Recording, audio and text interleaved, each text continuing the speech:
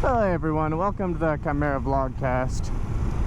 I'm just heading up into town, up into Brighton, to get my second shot of the vaccine, the Pfizer vaccine. And I thought I'd tell you the story of what happened to me just recently on my last out-of-state move. So, we were moving someone to I guess we were just putting their stuff in a storage unit way out in New Jersey. So, he was on the 3rd floor of an apartment unit here in Michigan. We went there, it was a long time, and we loaded all his stuff into the back of the truck. And this was a U-Haul truck that we were using. So, get all the stuff in, then he's got 2 storage units and an office that we're cleaning out as well. So we go to one of the storage units that day. Then the next day we go to another one and the office and get those loaded up. We ended up having to use an extra 12-foot trailer on top of the 26-foot truck to get it all in. We actually had intended to start unloading that day in New Jersey. That didn't end up happening. So we started going, and it's quite a long trip. I think it took us 10 or so hours to get there. But we left around 12-ish, maybe a little after 12. And my boss was driving first, so I was just sitting in the passenger seat reading a book. And went on my computer and got some stuff done on there for a while. When we were about maybe halfway through, we switched, and I was driving. I was just driving through Pennsylvania to New Jersey. Really beautiful drive, lots of rock formations. Not too big of a fan of the slow down to 65 miles an hour, but what are you gonna do? So going. Jersey has some nice roads, lots of curves to go around, which is kind of scary in the fully packed U-Haul, but get over it, you know. Been better, but the U-Haul didn't have any. It didn't have cruise control. And to be quite frank, that was quite a pain. Get over it though, am I right? We went and we got to the hotel at like 11, 12 o'clock, which was quite annoying. But in the meantime, I'd gotten a lot done on my computer and read quite a ways into a good book. As you do. So we got into the room, took our beds, went to sleep, woke up in the morning, got ready to go, you know. Left around maybe 8:10 in the morning. Had a cookie for breakfast.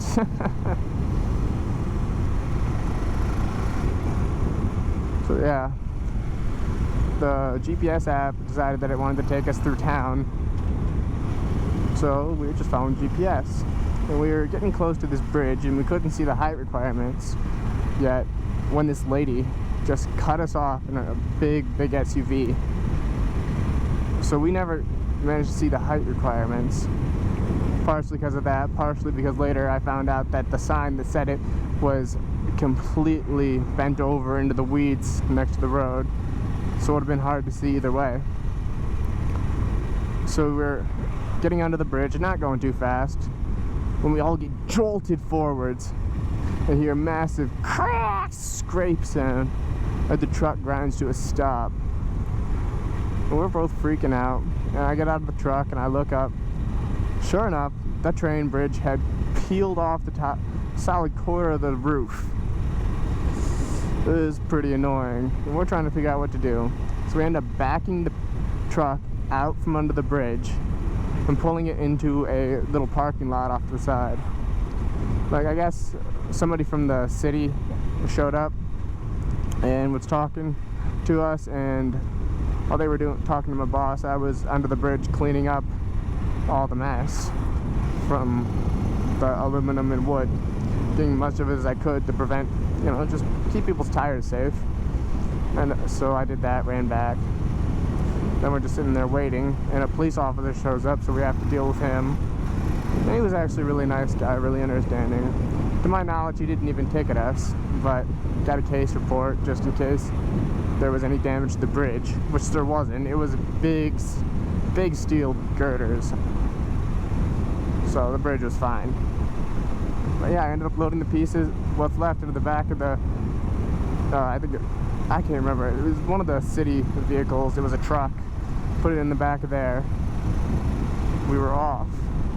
And looking from where we were sitting, it didn't look like too much damage had been done to the contents.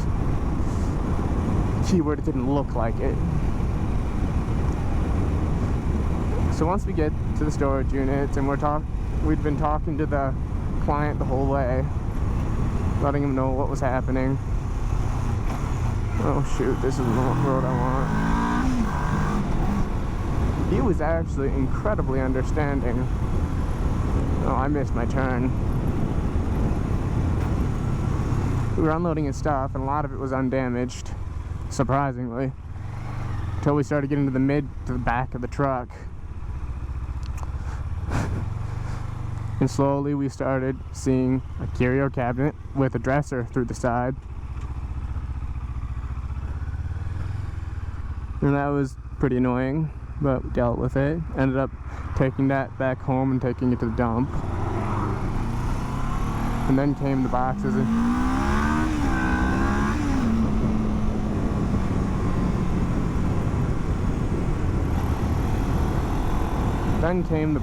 in the totes towards the very front of the truck. And then there'd be a shredded box here, eviscerated tote there. And actually a lot of them survived, but so many didn't. And they were just massacred by the top of the truck, eating into them. I got to the point where I actually had to, where is this road? Am I blind?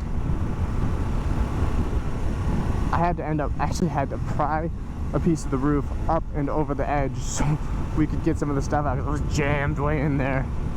Oh, the road's up here. There we go. I got new gloves, by the way. It was terrifying as we were pulling all that stuff out and seeing all the damage that was done to it. Luckily, we both had insurance, so... Ooh, old car. Nice. We both had insurance, so everything's going through claims. So it's not a huge... It'll get solved, of course.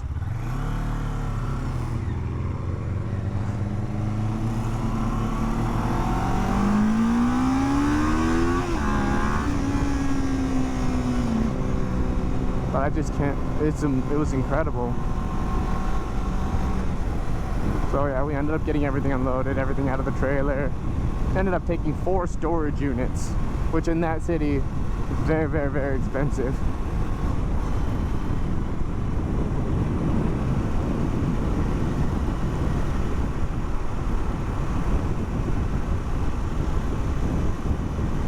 Halfway through the unload, I actually got the treat of seeing a classic Corvette. I think it was a C3, I believe, pulling out of a storage unit. Beautiful car, paint in perfect condition, and the rumble was just gorgeous. Oh yeah, that's besides the point. Once we got everything unloaded and had some paperwork done, I went about figuring out how in the world we were getting home, because we talked to U-Haul and they were freaking out, saying, "Oh, you can't drive that home, it's gonna blow the back off." I was just like, yeah, no, it's not. I got this. So I was looking at it, and I was thinking, how can I fix this? So what had ended up happening was part of the roof had been basically rolled back. More construction, all right. Yeah, the roof had rolled back. So I started with unrolling it as far as I could by hand, and then pulling it as hard as I could by hand. I got it a decent way. Nice. So I ended up grabbing 4 of our straps and hooking them through rivet holes in the roof.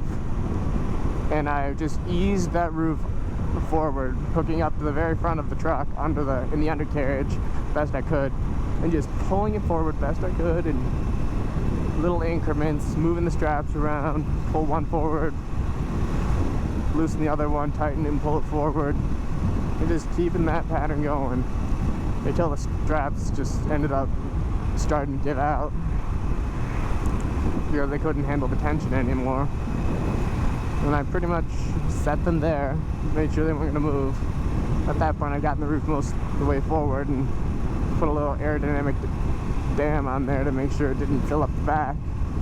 It actually ended up working. I had that roof completely tensioned, wasn't going anywhere. It was completely sturdy. And I checked it multiple times every time we stopped for gas. And it was completely tight.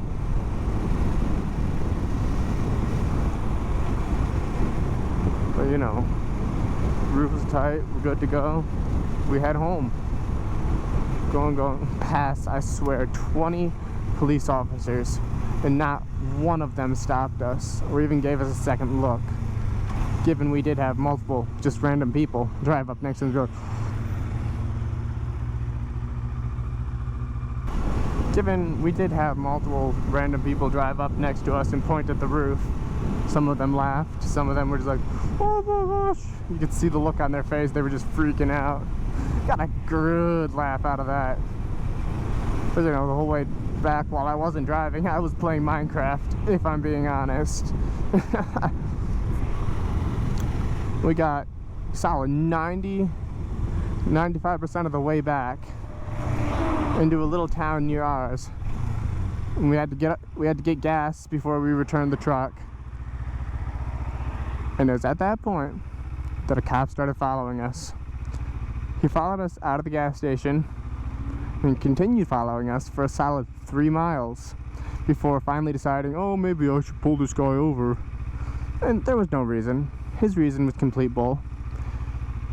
He asked us a ton of stupid questions, like, okay, where are you going? Why? That makes sense. But he asked us, well, what are you guys doing? Moving a friend down to New Jersey. Well, where is he then? It's like, well, his stuff is in New Jersey, so he's in New Jersey. And he seemed to struggle to comprehend that.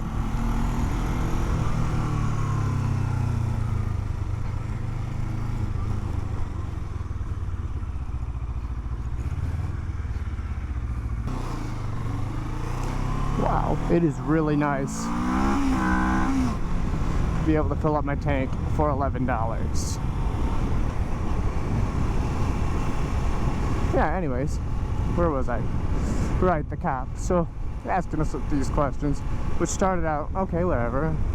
They just got stupid. Like, he couldn't comprehend the fact that we left the guy and his stuff in New Jersey. And he seemed like he was genuinely struggling with that.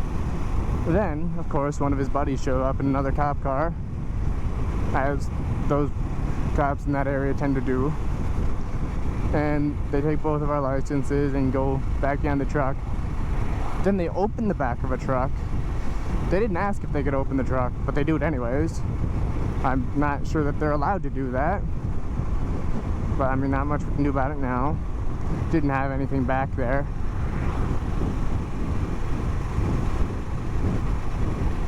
And they're gone for a little bit. And then the same cop comes back again, gives us our licenses, and asks the exact same questions again. And still struggles to comprehend the fact that we moved someone to New Jersey and didn't bring him back with us. Then, when he decided to tell us why he pulled us over, he had the audacity to say the roof was flapping around.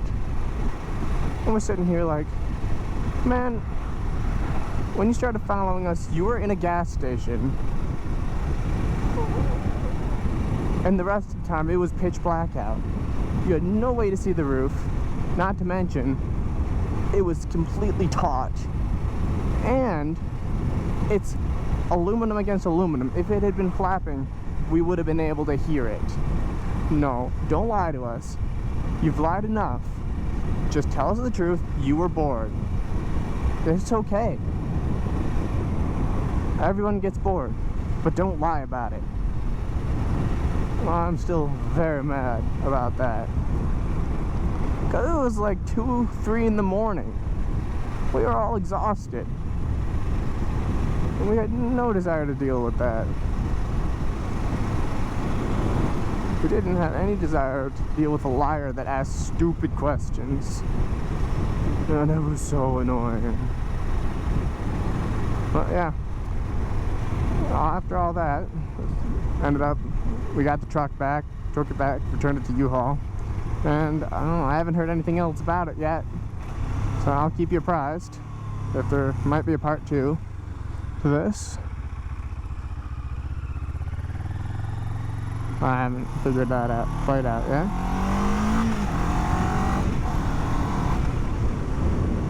But in all likelihood, I'll update you guys. Anyways, thank you for watching the Chimera Vlogcast. Really appreciate you coming here. If you liked it, please leave a like, and if you really liked it, drop me a subscription, please. Really appreciate it.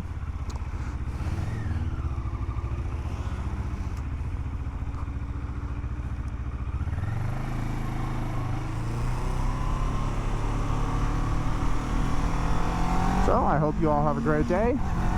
Goodbye.